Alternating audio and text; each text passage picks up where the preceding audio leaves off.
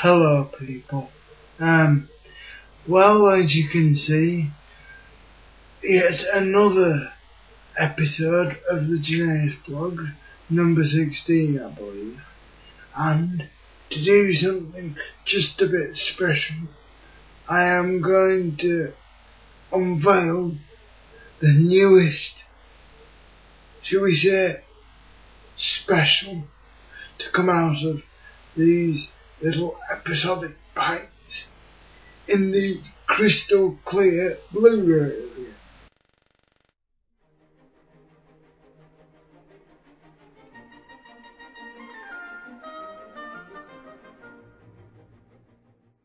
Where shall I start first? Well, I suppose the most obvious thing to start with when it comes to Blu-ray is the picture itself. And I have to be honest, although we probably haven't got the best HDMI setup anyone could buy, I'd say that the quality of Black Sheep on Blu-ray was pretty much flawless. The blacks were even crisp. Yeah, the black shirts were crisp and vibrant even, if you can say that about the colour black. And other colours were very, very vibrant, crisp, clear, and I found very fuzzy, very little fuzzing, I should say, on the 1080i setting, whereas on a lot of internet forums I've heard quite the opposite, in that apparently 720p is supposed to be the best setting for watching movies in. But I had no problem and found it very enjoyable on that. As for the sound, well, I'd say that was also quite impressive.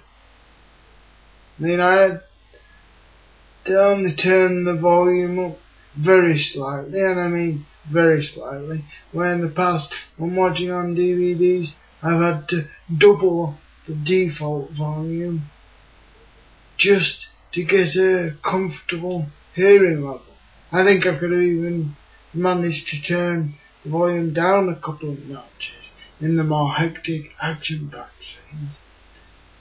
So yeah, I had no problems with that and was able to pick every word that was said. So, another pretty good showing for me. Next, we have the film itself, which I'm not sure. I mean, it was done by the creators of Shaun of the Dead and was said to be in a very similar mold, that being the humorous horror genre, which is a new genre, I'd say, that's arrived recently, unless you count the original Dawn of the Dead, but I don't think that was meant to be particularly funny. Yes, so there's new genre, and it was supposed to be in the same sort of vein as Shaun of the Dead. Do I think it was exactly? No, not really. I mean, there was a fair bit of situation comedy in a way. By that, I mean certain situations the film throws up has definite comedy to it, but there's no intentional humour in there. Well, very little.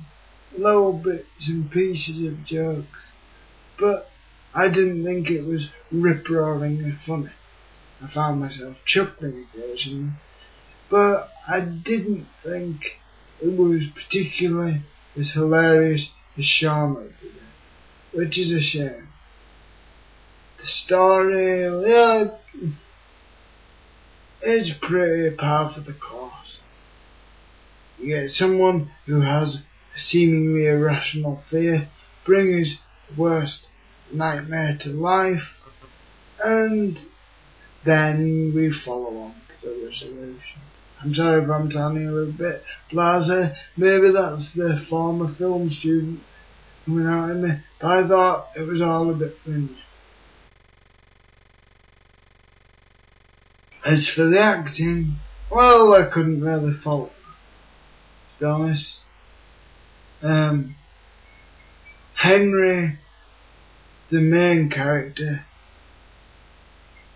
is probably a decent main character. Like I said, he at least has some depth in the fact that he is shown to have a fear of sheep during the beginning of the film, and we see it come to a resolution, seemingly, where he's no longer scared of sheep by the end of the film. But I wouldn't call that overly dramatic, to be honest. We all know it's going to happen. Oliver, Henry's brother, and the main villain of the piece, is somewhat intriguing, but I think he is also a little bit shallow, and we only really figure out his whole real reason for the sheep manipulation, should we say, in the last 20 minutes of the film. So I think that's all a bit limp, and he just plays the usual megalomaniac businessman, so I wasn't too impressed. Then we have the humorously named Experience, who, along with her boyfriend, quote unquote, Grant, is the eco-warrior who sets the killer sheep free in the first place and starts this whole thing off. So, yeah, she's not bad. Well, the two eco-warriors, Grant and Experience, are bad. They're very shallow characters, to be honest. Of course, Experience becomes the love interest for Henry, which we all knew was coming, and yeah, it's all a bit standard. I'll give it a 7 because it has a bit of a unique premise in the idea of killer sheep. But yeah, overall, I'd give it a 7. So, nothing particularly special, but past the time.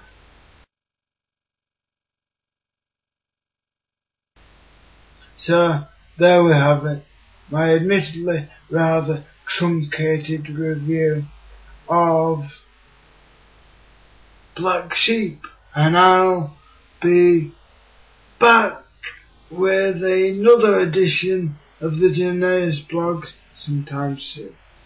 So I'll see you later. Bye bye.